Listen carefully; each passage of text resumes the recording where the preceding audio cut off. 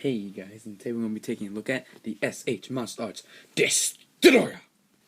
This is probably it's one of my favorite pieces to my collection, which I might just show you later. Let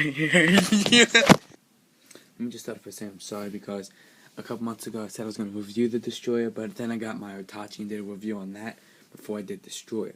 But I'm doing the Destroyah now. I am very disappointed! But let's look at this thing's box. Just gonna box. The front, the right side of the box, the back of the box, which has amazing pictures, the left side of the box, the top of the box, and the bottom of the box. I bet they called him Destroyer because he would destroy ya.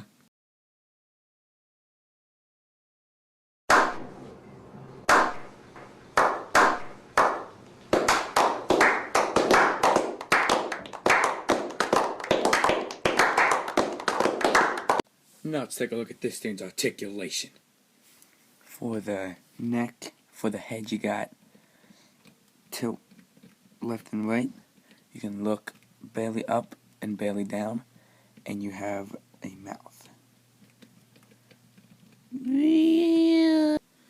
For the neck, you have barely any movement, just a few little ball joints that don't really do anything. For the waist, you got very small amount of movement right here.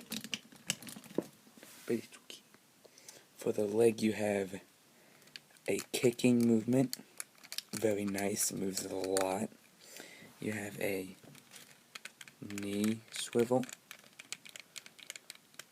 You have a foot swivel, and the foot can tilt up and down. Yes, very nice movement in the legs. For the arms, you have movement here, a lot of movement. You have a swivel here, a swivel here, a swivel at the hand, and you can move all three of the fingers on both hands, which I love. For the wings, which are on ball joints, you have a movement here, so you can swing them in a 360. You have the ability to put them all the way back for a nice folded wing. You have little segments here to get a closed wing and an open wing, which doesn't really do much. And you have a ball joint right here.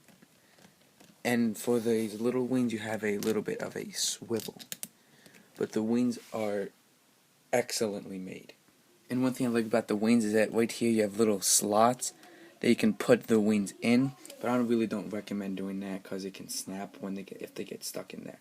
So I just keep mine nice and loose so you can get very nice positioning.